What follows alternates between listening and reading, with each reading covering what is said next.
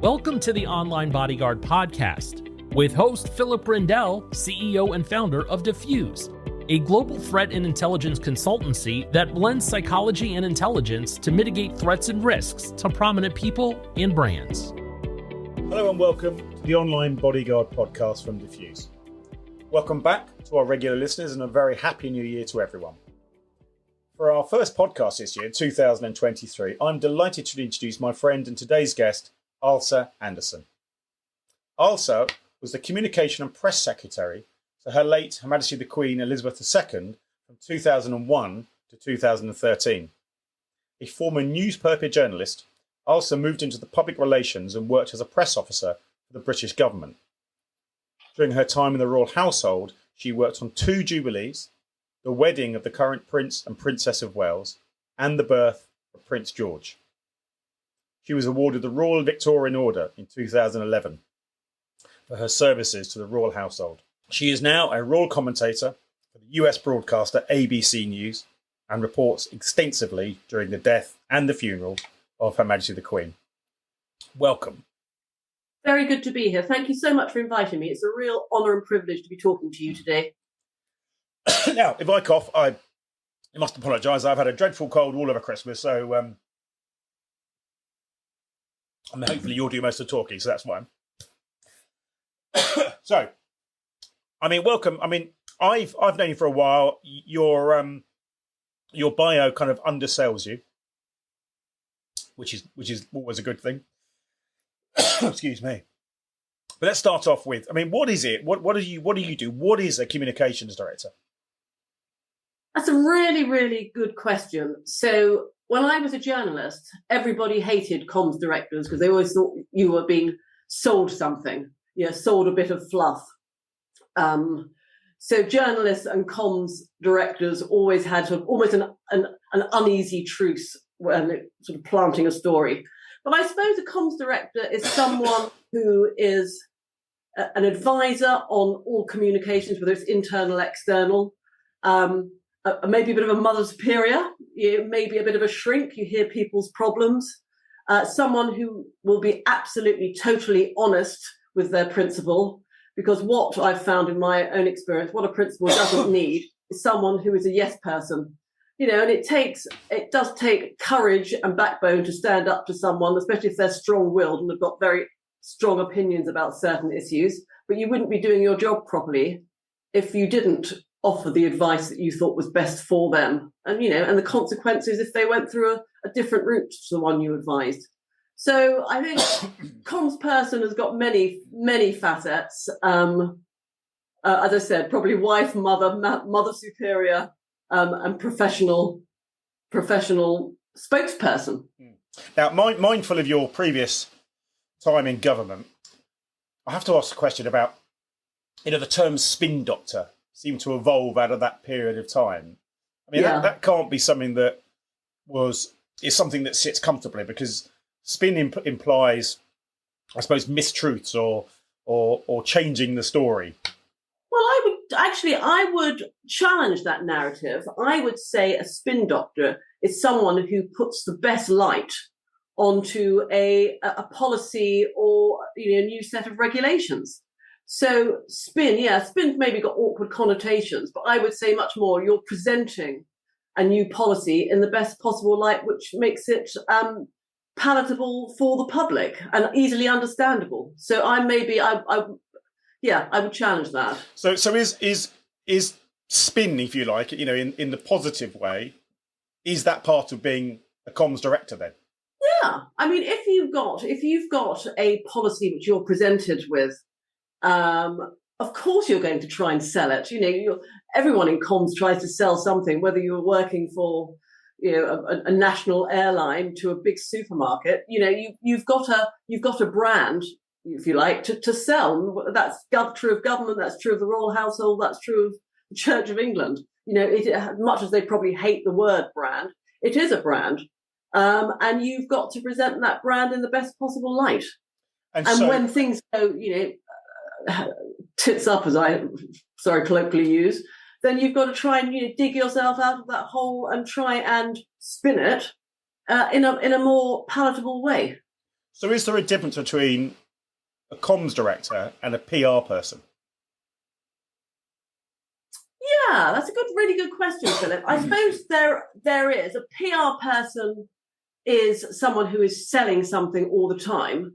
A comms director sometimes has to know when not to sell something, or when not to rebut, or when you're facing a reputational or crisis issue, what you're doing. So you're not always selling. Sometimes it's when you're not selling where you really, really have to bring all your professional skills to the fore.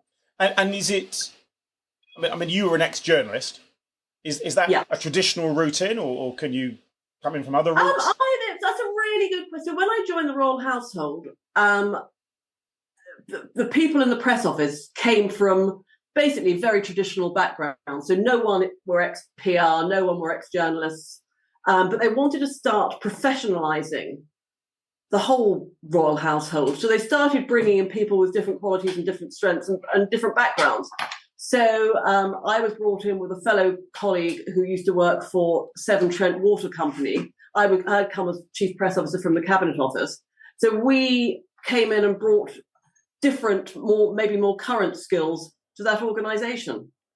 And when you go from government to the royal household, different subjects, but is it the same role? Is it the same kind of issues you're dealing with, or the same? Not necessarily. No, again, a very good question. So obviously when you're working in government, you're dealing with policy. So you're promoting a policy. The royal household, the monarch, doesn't set policies. So a lot more of what you're concentrating on is a family and an institution which needs to be relevant, which needs to be value for money, which needs to support the causes that it represents, and to show its own self-worth, I suppose. So, no, very, very different. The first year I was there, the amount of faux pas I must have made through addressing people with the wrong titles or standing in the wrong place, was second to none. I'm surprised I survived 13 years, to be honest. And so do you work, or did you work then kind of directly to the Queen? Were you kind of briefed by her, or how does it work? Yeah, you're part of the private secretary's office. So yes, absolutely, you work directly with the Queen and other members of the royal family as well. But the majority work with the Queen, you work through the private office, the private secretary. But of course, the Queen undertook many engagements every year. So you go out and do either the domestic engagements or the overseas engagements as well.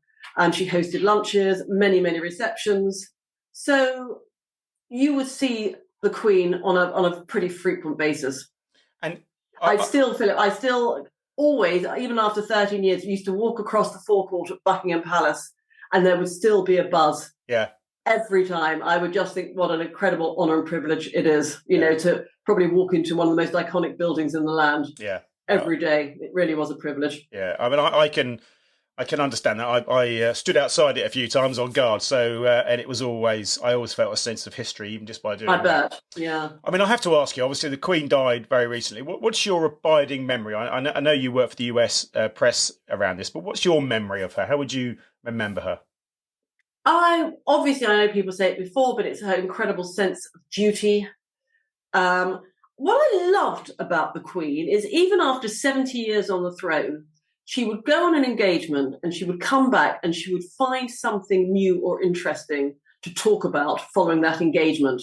So she, goodness knows how many trips to schools or museums or libraries or ships, but she would always come back and she'd say, "Did you hear that young lad talk about something?" Or wasn't that an interesting comment about the economy that the professor made from the LSE? So there was her sense of still finding pleasure in those engagements, her sense of ridiculous. So the Queen loved nothing more than going on an engagement and there'd be some sort of cock-up. So she would do a plaque unveiling and the curtain would fall down, or someone would forget their words, or just something ridiculous that would make her smile, because everyone, as you know, rehearses these visits so many times to get them completely correct. So if something went wrong, how hysterical was that? Yeah.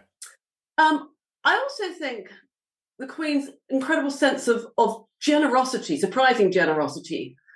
And I remember working on President Obama and Mrs. Obama's state visit to the UK. And they had their official ceremony in Horse Guards, probably something you've seen many times before. And then there's always an official lunch at Buckingham Palace for their entourage and the Queen's senior advisor. So probably a lunch of about 30 people. And there's a pre-lunch reception. And then you go into lunch. So I was standing there chatting to another member of the household. And out of the corner of my eye, I could see the Queen walking over with President Obama. I thought she must be on her way to talk to someone important. And she came right up to me and said, "Press Secretary, this is President Obama. Mr. President, her husband's in the Royal Navy." And all I could, like a think bubble coming out of my head, thinking, "Oh my golly, the Queen is introducing me to President Obama. It's President Obama, it's the Queen, it's the Queen." And I thought, that I immediately obviously rang my husband and told him, I said, "Oh my God, President Obama just said how wonderful the Royal Navy is because the Queen's introduced me to him." She didn't have to. And I just thought that was a huge act of kindness and a story that will stay with me, until my dying days. Yeah, it's fascinating, isn't it? How everyone who's ever met the Queen and other senior members of the royal family always has a little story to take away, because they were they were, although they've been in all of our lives in the UK for all of our, since we've all been born, but, they still carry such significance to many people, not everyone, and that's obviously something they recognised. But when you did meet them, whoever you were and whatever your views were, there was something very personal about them. Very, and magnetic. When the Queen talked to you, you would think you were the most important person in the room. Like a lighthouse beacon was shining on you. And you're right. And people will go away always with some sort of special memory and a special experience. Yeah. So let's move back to kind of your role then, because I think that's a lovely tribute to the Queen. We always, watch the news and we hear about these royal sources all the time, don't we? And I always sit here and say to my wife, "That's utter rubbish. They're just making that up. No one's ever said that. They're just making stuff up and using the word source as a caveat for journalistic nonsense, whatever you." But how did that relationship work then between the comms team and the media in terms of making sure that the right bits got out and countering maybe stories they didn't want to hear or untruths and what have you? How does that work? Again, well, a royal source, of course, can be anyone. It could be a member of the royal family themselves. It could be a member of staff. It could be the police, a footman, someone who'd been to a reception, a friend of a member of the royal family. I mean, a source is such a broad term. It could be anyone.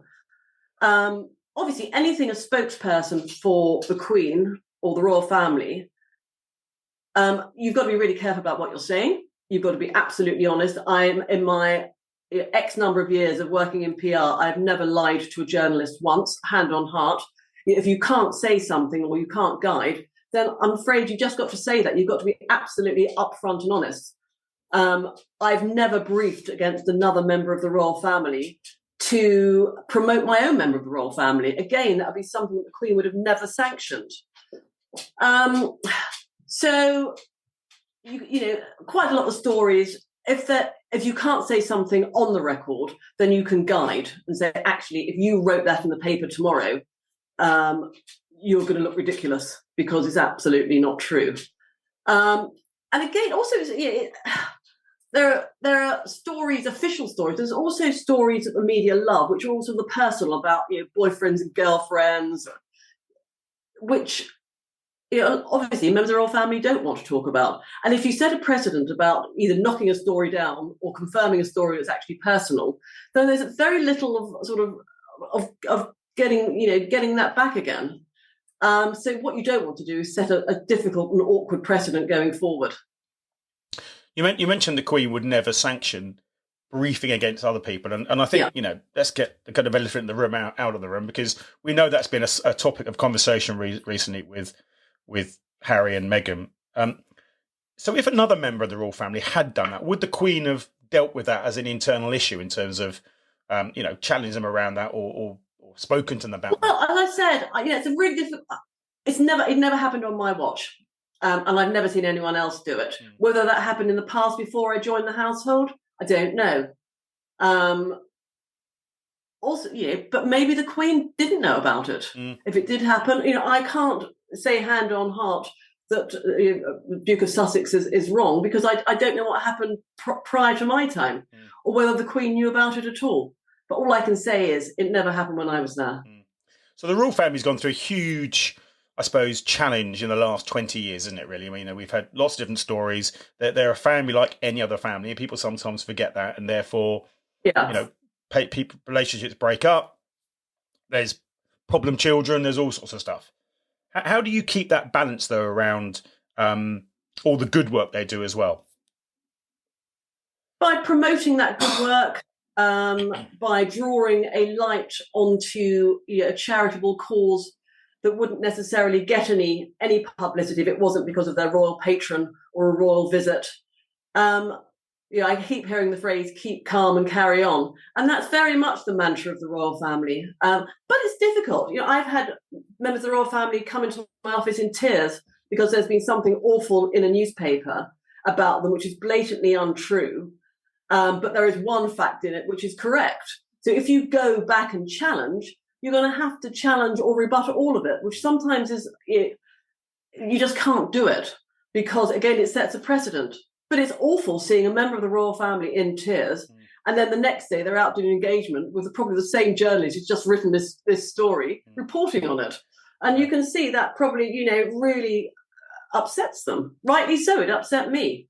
So when you hear the story that the royal family's policy is, never complain, never explain, that can't be 100%, of a policy, because clearly they had people like you to sort of Absolutely. Do that in some respect. And we had some very, very good lawyers who we employed to give us proper legal advice. But you look at the phone hacking, Philip, whenever that was, 2003, 2004. There were very many members of the royal family and members of the royal household who actually got compensation for getting hacked. I was one of them. I was hacked. I got some compensation. And that because, we challenged this. So I would absolutely, when something needs to be challenged, the royal household not scared to stand up and be countered. So let's kind of move away from just talking about the royal family and talk about the role and this kind of skill set that you need there, because I think we could get consumed if we're not careful with the mystique of the royal family. And I think sometimes, it's important to keep that mystique. Yeah. So, you started some years ago. You've worked within government. You've worked obviously for not that many years ago, please. No, well, no. I mean, we're talking decades, but not many decades. But we're talking a number of years, and certainly probably what the sort of beginning when you started with the mobile phones weren't necessarily a big thing. That's correct. Yeah, and absolutely. So I remember like a brick in my handbag. Yeah, and so we've moved from that era to this era throughout all those different key roles that you've worked in. How has the role changed? How has your job changed? I think you have to be far more fleet of foot now. I mean, in my day, people used to send out press notices. I mean, that's absolutely archaic now. So more fleet of foot. I think also trying to think, I hate the phrase, but thinking outside the box far more now, because you've got everyone that can be a journalist. Everyone can work in PR. You've got bloggers, you've got influencers, you've got TikTok, Twitter, Instagram. I'm sure I'm on all of them. I'm completely obsessed. I don't know how I feed my children because I'm too busy looking at my phone. So you've got much more coming at you as a PR person. I also think you've got to be more robust in whether you respond and whether you don't. And I'll give you an example of that. My last job was working for the Archbishop of Canterbury, the leader of the Church of England. Here, he is very much a social media buff. He saw something on Twitter which he hated. It was incorrect. He said, right, Ailsa, we need to rebut this. Put something out in my name to rebut it. And I said to him, absolutely, we can. But this person's got 3 followers. You've got thousands. If we go and put something out in your name and rebut it, we're drawing attention to a story which is getting no traction at all. No one's even seen it. So I think you've got to be confident in your judgment and your abilities to actually sometimes do nothing rather than do something. And that's one of the beauties, isn't it, of social media sometimes, actually, is you can instantaneously see the circulation of that individual or that whatever group, etc., absolutely. and make that judgment, which you can't always with a blog or something else. Yeah, no, absolutely. But social media can be so toxic, and we've all seen it. And I worry about kids now and what they see on social media and what they do, and and how they're being groomed. Especially my daughter's 13, and I worry horribly about what she sees on social media. But it's that double-edged sword, isn't it? Because we kind of can't live without it anymore, and certainly from a comms person, it's probably an invaluable tool because you can get an instant message out there about something. Yeah. And rebut things instantly. And you get, of course, instantaneously the third-party endorsements. Yeah. So you're putting something out there, and then you're getting big names either liking it or adding their own positive comment, and it's win-win-win. Mm-hmm. So, what are the skills then? Tell me what the skills are. If someone was listening and thinking, do you know what, being a communications in that world, I'd love to do that. What sort of skill set do you need? You need resilience, I would say, absolutely. Enjoying working with people. I'm a huge people person. It's all about relationships. There have been so many times, Philip, in the past where a journalist who I know has come to me and said, we've got this great story. And I've said to them, look, don't run it now. But if you can leave it for 2 weeks, I will give you something better as a story. And they've done that, and it's worked in both our favours. So resilient, I think you need excellent judgment always. I think you need to be not afraid to make a mistake, and that often is you've got someone who's got watched your back. And I know as a manager, as a leader, I've always said to my team, I'm happy for you to make mistakes, and I will always have your back because basically the buck stops with you. Mm. So you've got to let people make mistakes, small ones, I hope. But I think they've got to try. Never take credit for something that you haven't done. And I'm sure you have. I've worked with many people who do that, and it just not. You can't be a leader if you do something like that. Yeah. And you need a thick skin. Yeah. Yeah, there have been many times. I remember back in the News of the World days where you'd have journalists screaming at you at midnight on a Friday night or a Saturday night before the Sunday newspaper come out with something awful. So you've got to have a thick skin. Don't take it personally. And so when we look at the world of a comms person now, I'll give you some example where I'm going with this. I've looked at a few press releases recently of some globally renowned people. And what struck me about them was a degree of naivety around the security issues that actually they were compromising by what they were doing. So, in order to get publicity, we're going to expose X, Y, and Z in terms of, we're revealing where someone lives. We're going to be revealing, personal possessions of value. We're going to be doing all those sorts of things where, from a security perspective, I look at it and I think that piece of PR you've just done has actually created a vulnerability within your client. Is that something that would normally be something you would be thinking about, or is that a new thing? No, absolutely what we'd be thinking about. So I worked on a number of documentaries when I worked in the royal household. Often a team would follow the royal family around for a year.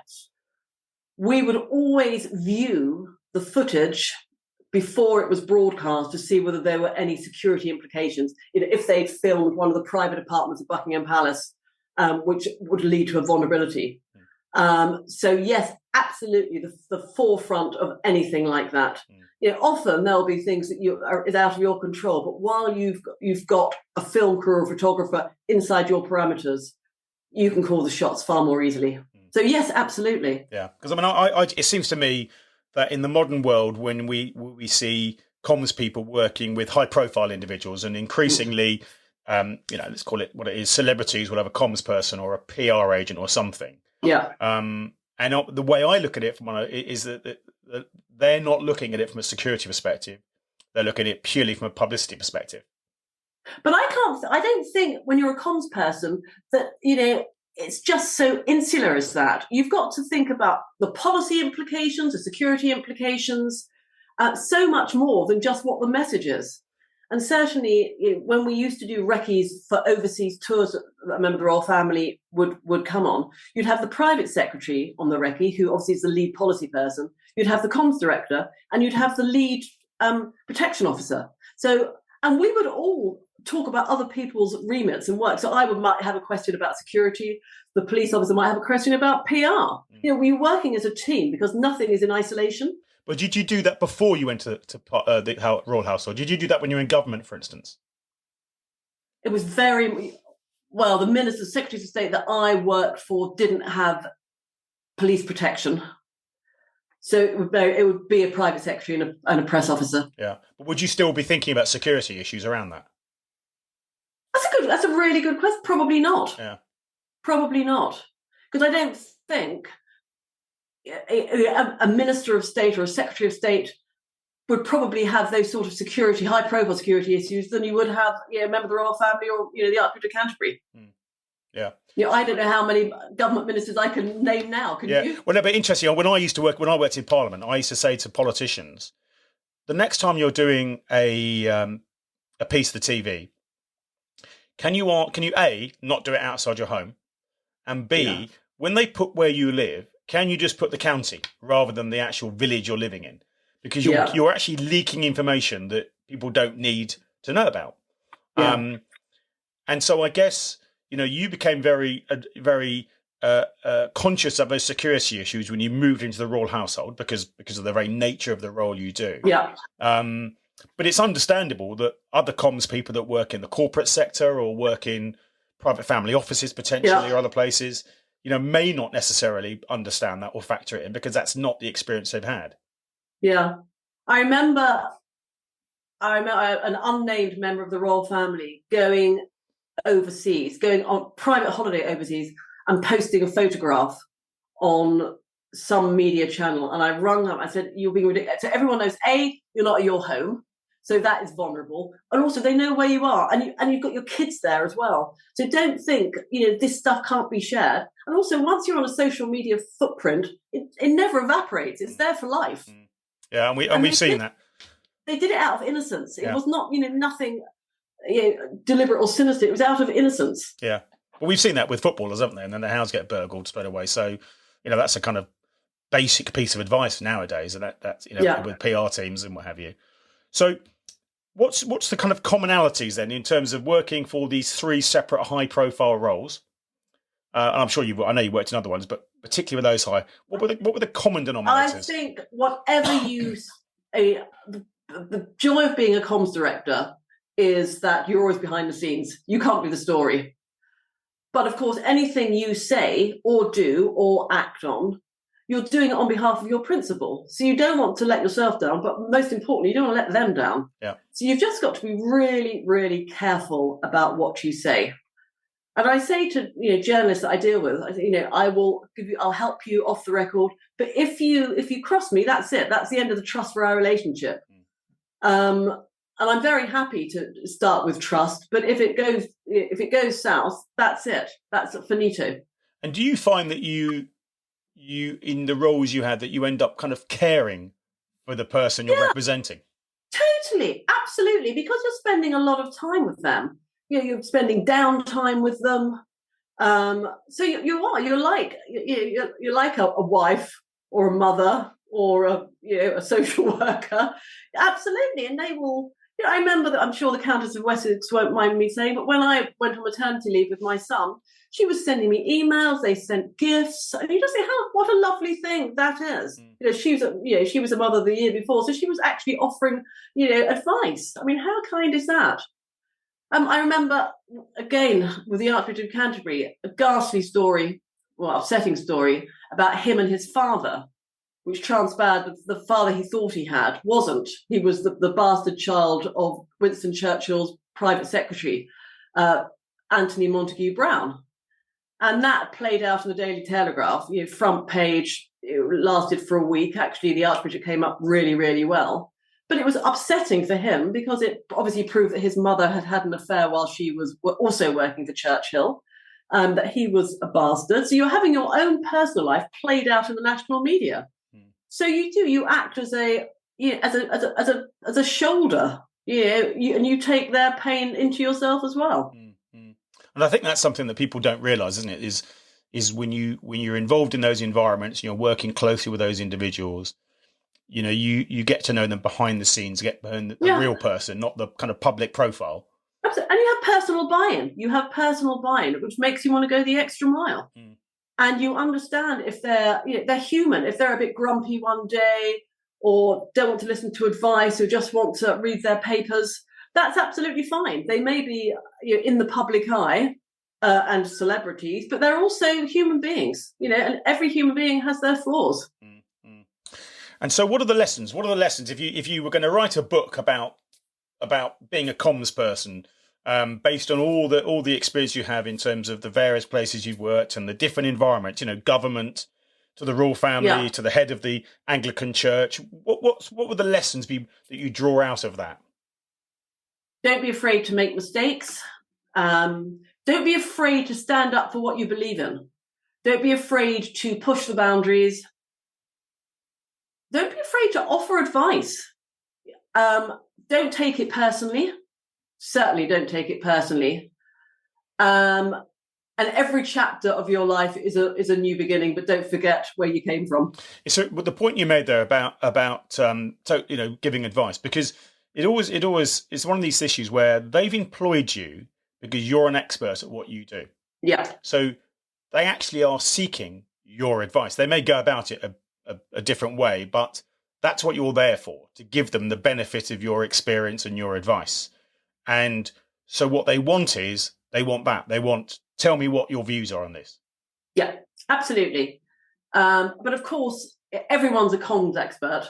I don't know whether you found that in the army and the police, but everyone, certainly in communications, everyone's an expert. So everyone's got an opinion about how communications work. And sometimes that can be quite exhausting when you've got someone who's never spoken to a journalist, never fronted a press conference, never been on the end of it, just telling you how to do your job. Or someone who's developed a policy, they've been working on something for a year, and then the day before they want to announce it, they come and ask you what your view is. Could you do a comms plan? So, you hadn't been brought in right at the beginning. You're brought in right at the end to basically mop up any crap that's spilled out over it. So I forgot. So I'm prattling on. I forgot what the beginning of the question was. So let's move to the other thing that makes me think about the complexities of some of the roles you've done is the issue around culture. Yeah, and going into different environments in different countries and having to manage the different cultural nuances around what you're doing, what you're saying. How the royal family is seen in some places more recently with the the kind of reparation around slavery and all these other issues. Yeah. I think you've got to be very attuned to the environment you're going in.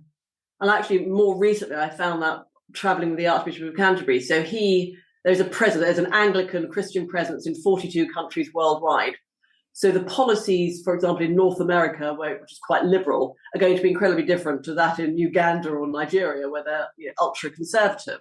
So you've got to read the lay of the land, and you've got to nuancing your message to fit where you are. And does that mean that you have to do that research as well? Do you have to understand that yourself? Yeah, but also you will have people on the ground, whether it's the royal family or whether it is the church. You have people on the ground who are the real experts. So you draw on your resources.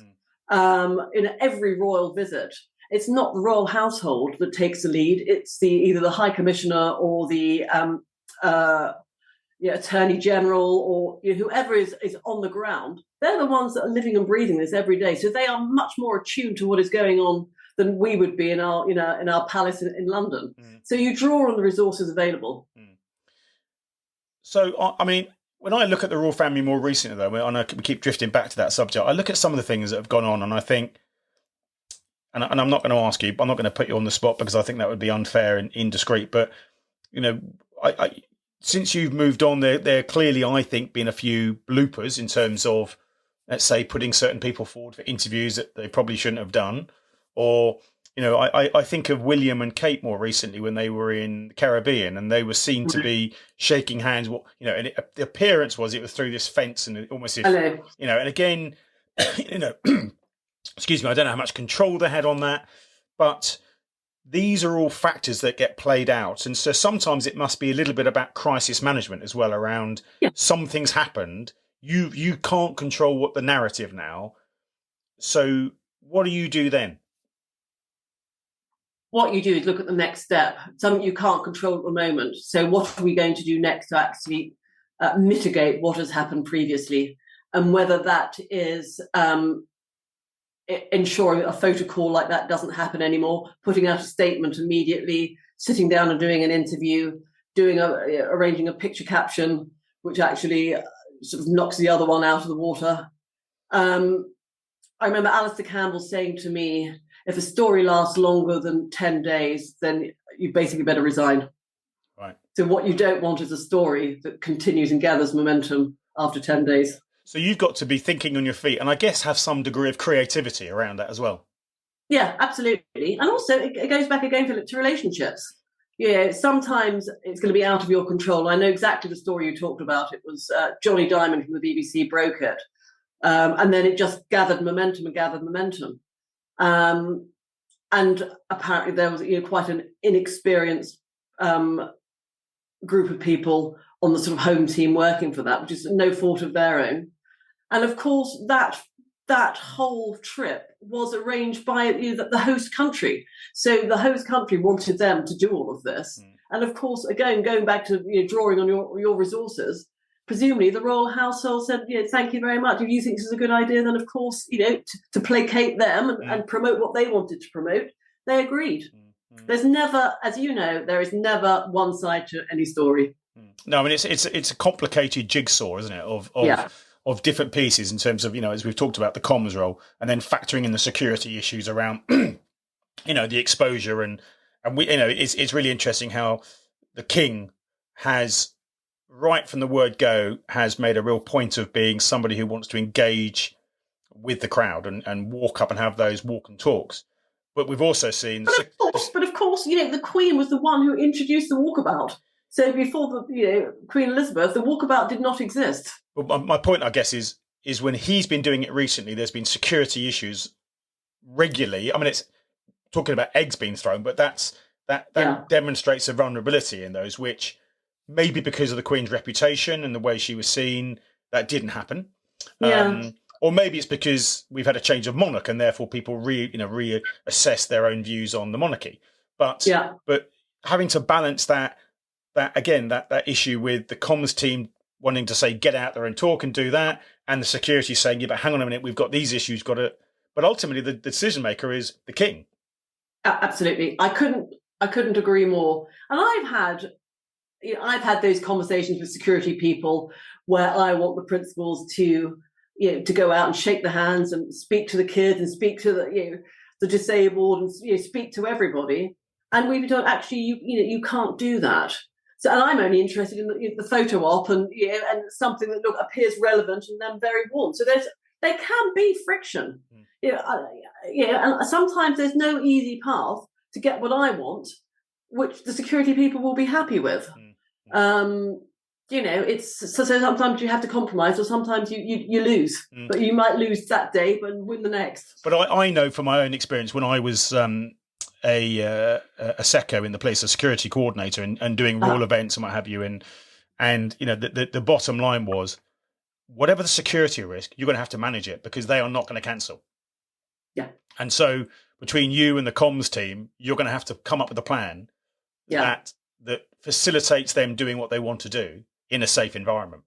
And so I've worked with the comms team in the royal household where, we've had to come up with last minute arrangements and, brief in and brief out around why we're going to be doing certain things because there is a security risk. Yeah, no, absolutely. And I know half the security people I work for would rather there were never any media or any public on events, which sort of rather defeats the object because then you wouldn't have a monarchy. But it's interesting. It reminds me of doing a trip to Northern Ireland with the Queen and Prince Philip. Is when she met Martin McGuinness. So it was all very, very last minute. It was in a library, I think, in Belfast, and we recce'd it, just three of us, sort of in the dead of night, to have a look. And it was sort of a gallery. There were people who were exhibiting paintings, and Martin McGuinness was going to be there. And then there was going to be a line-up at the end. Of course, we couldn't tell anybody. And I had to, in the morning, just tell a cameraman and a photographer to come with me and be worth their while. And they sort of went, oh, yeah, whatever. And this, of course, extraordinary, historic event happened. And the Queen and Prince Philip shook Martin McGuinness's hand at the end. And that's where, security and comms, you had to work together, really, really closely and trust each other to ensure that actually that historic event was going to come off. And it was an incredible event. I didn't sleep that much. No, I can imagine, but it was an incredible event. And I think, equally, I remember going back a bit in time when the Queen, I think, first went to the south of Ireland. Yeah. And I think she went to a sporting event as well there. She did. I was on that visit. It was absolutely amazing. It was one of those visits where it could go either way. And I just felt from the moment she got off the aircraft, wearing green, it just very, very, very incredibly gathered momentum. And there were people protesting in the streets before she arrived. And there was obviously people incredibly anxious, including the Queen and Prince Philip, to make it go right. Because everything they did, everything they wore, everything they said, every expression they made was being scrutinised. So it had to be faultless. And in my opinion, that visit was absolutely faultless. Yeah. And the last day when they did a walkabout in County Cork around a farmer's market, and it was like seeing the Queen, as Beyonce. It was like, they were like rock stars. People could not get enough. Yeah. It was spine-tingling. It was one of those visits where you think you are part of history. Yeah. So drawing to a close then, what's next for you? What's happening with you now? I've got to walk the dog in a minute. That's a good question. So I'm working for ABC as one of their Royal commentators at the moment. But I really enjoy working for an individual or an organisation that I have buy-in with, that I feel that I can make a difference, and that I can give. So that, God willing, will be my next step. So if any of your listeners are out there and think I'm the person for you, get in touch with Philip. Yeah, well, I'll definitely, your details will all be attached. So, in terms of your professional contact details. So if anyone's out there looking for a comms director, then you're definitely the person to speak with. Just go back to the ABC role. How interested are the Americans still in what happens over here? That's, again, a very good question. I think incredibly. I talked about Harry and Meghan on ABC just before Christmas. I think there is still a fascination with the monarchy because it's something they don't have, and everyone's interested in something that you don't have. I think the Queen was the most famous woman in the world.